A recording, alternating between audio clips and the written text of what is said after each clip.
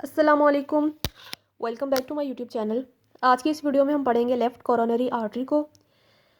इससे पहले हम राइट कोरोनरी आर्टरी को पढ़ चुके हैं। अगर आपने वो वीडियो नहीं देखी तो आप मेरे यूट्यूब चैनल पे जाके वो वीडियो देख सकते हैं, ठीक है। अब हम स्टार्ट करते हैं लेफ़्ट कोरोनरी आर्टरी को। लेफ़्ट कोरोनरी आर्टरी जो है लार्जर होती है राइट कोरोनरी आर्टरी से, और ये हार्ट के मेजर पार्ट को सप्लाई करती है। अब ये कहाँ से ओरिजिनेट होती है, इसके ओरिजिन को अराइज हमने देखा तो पढ़ा था कि ये हमारे पास left aortic sinus of the ascending aorta से ओरिजिनेट होती है, यानी left posterior aortic sinus of the ascending aorta से ये ओरिजिनेट होगी। ये पार्ट 1 में हम लोग इसको डिटेल से पढ़ चुके हैं। और ये पास होगी forward between the left side of the pulmonary trunk and the left auricle and enters the atrioventricular groove that is the coronary sulcus and divides into anterior interventricular branch and a circumflex branch। तो यहाँ से अगर हम diagram से देखें तो ये हमारे पास है पल्मोनरी ट्रंक, ये अयोटा और ये असेंडिंग अयोटा की ये होगी समझे लेफ्ट पोस्टीरियर अयोटिक साइनस जहाँ से कोरोनरी आर्टरी ने निकलनी है, ठीक है। ये है पल्मोनरी ट्रंक। तो यहाँ से हमें नज़र तो कुछ नहीं आ रहा, तो इसका मतलब ये है कि हमारे पास यहाँ से left coronary artery pulmonary trunk के पीछे से आ रही है, ठीक है एंटीरियर सरफेस ही, लेकिन पल्मोनरी ट्रंक के पीछे से आ रही है और यहाँ से हमें नज़र आ रही है, ठीक है। तो ये हमारे पास कहाँ से आई है, पल्मोनरी ट्रंक और लेफ्ट ऑरिकल के दरमियान से, यानी left side of the pulmonary trunk, ये पल्मोनरी ट्रंक का लेफ्ट साइड है और ये लेफ्ट ऑरिकल है, ठीक है। तो इसके लेफ्ट साइड तो ये हमारे पास इन दोनों के दरमियान से आ रही है और लेफ्ट कोरोनरी आर्टरी, ठीक है, और एंटर हो रही है ग्रूव में। ये जो हमारे पास लेफ्ट ऑरिकल, ये लेफ्ट वेंट्रिकल, और इसके दरमियान में जो ब्लैक लाइन दिखाई हुई है ये क्या है, left atrio ventricular groove that is coronary sulcus. तो ये किस में एंटर हो रही है, एंटर हो रही है कोरोनरी सल्कस में।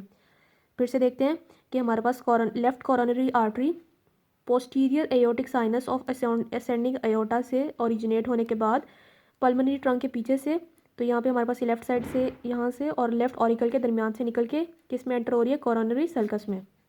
उसके बाद क्या होगा, उसके बाद इसकी ब्रांचेस को देखेंगे, तो ब्रांचेस को हम देखेंगे डायग्राम से।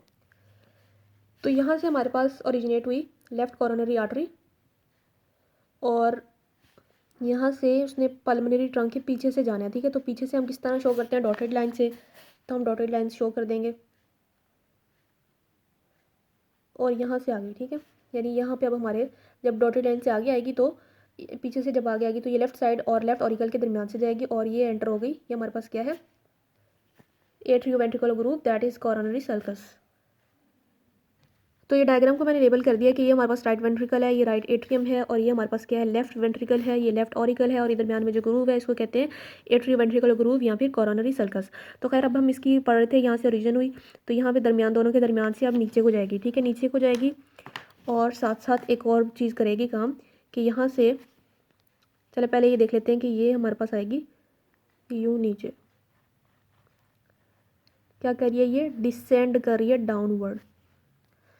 इसका जो नाम होगा उसमें भी आपने डिसेंड का लफ्ज़ यूज़ करना है। क्या नाम होगा इसका, एक तो ये एंटीरियर साइड पे है तो इसको कहेंगे एंटीरियर, ऊपर से ये डिसेंड करिए तो डिसेंडिंग, और ये लेफ्ट साइड पे है तो लेफ्ट एंटीरियर डिसेंडिंग आर्टरी, ठीक है।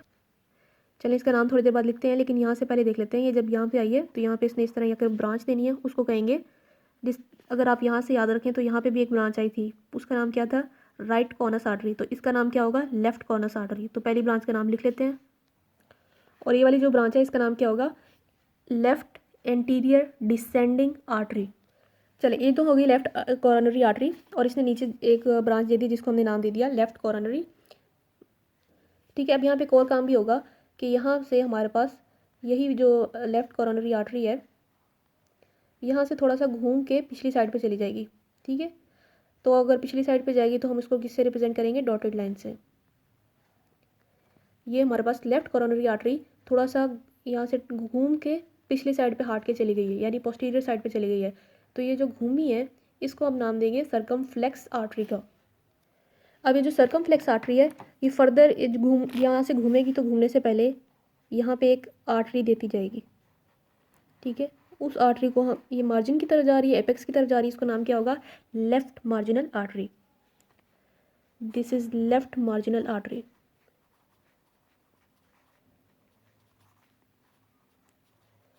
ठीक है, जो कि हार्ट के एपेक्स को सप्लाई करेगी। अब ये जो हमारे पास हमने पढ़ी है एंटीरियर डिसेंडिंग आर्टरी, जिसको हम LADA भी कहते हैं, left anterior descending artery, LADA भी कह सकते हैं, LAD तक भी बहुत है।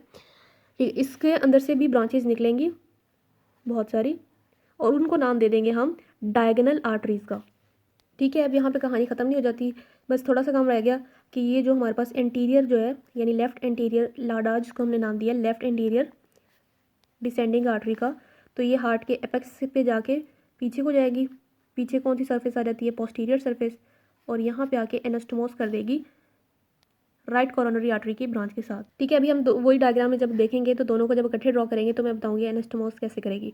ठीक है, तो ये याद रखनी है कि हमारे पास लाडा यानी लेफ्ट इंटीरियर डिसेंडिंग आर्टरी जो है वो पीछे को जाएगी और एनास्टोमोस करेगी राइट कोरोनरी आर्टरी की टर्मिनल ब्रांच के साथ, यानी जो हमने वो पढ़ी थी पोस्टीरियर इंटरवेंट्रिकुलर ग्रूव वाली आर्टरी जो थी आर्टरी, तो उसके साथ ये एनास्टोमोस करेगी।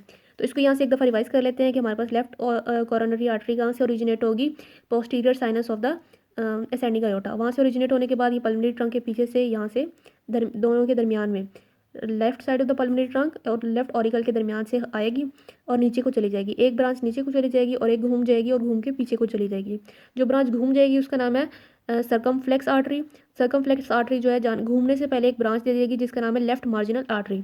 इसके अलावा जो हमारे पास ये नीचे को जा रही थी उसको नाम दे देंगे लेफ्ट एंटीरियर डिसेंडिंग आर्टरी का।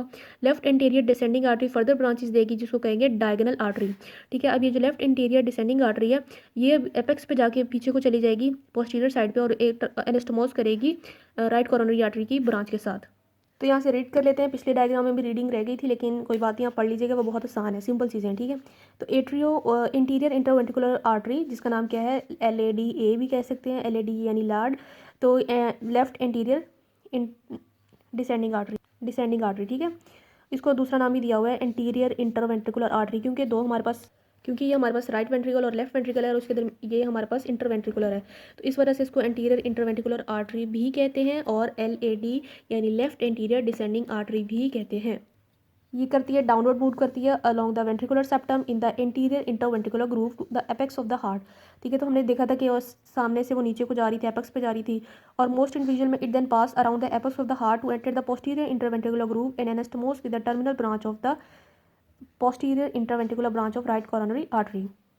तो अगर इस डायग्राम में हम देखें तो दोनों ने एनास्टोमोस किया हुआ है, यहाँ की एक ब्रांच ने राइट कोरोनरी आर्टरी में हमने पढ़ी थी पोस्टीरियर इंटरवेंट्रिकुलर ब्रांच। ठीक है, तो ये जो इसके यहाँ पे आके जो इसको कह देंगे टर्मिनल। ठीक है, ये टर्मिनल ब्रांच होगी पोस्टीरियर इंटरवेंट्रिकुलर ब्रांच। ठीक है, या फिर राइट कोरोनरी आर्टरी की टर्मिनल ब्रांच। तो ये इसके साथ जाके एनास्टोमोस करेगी कौन?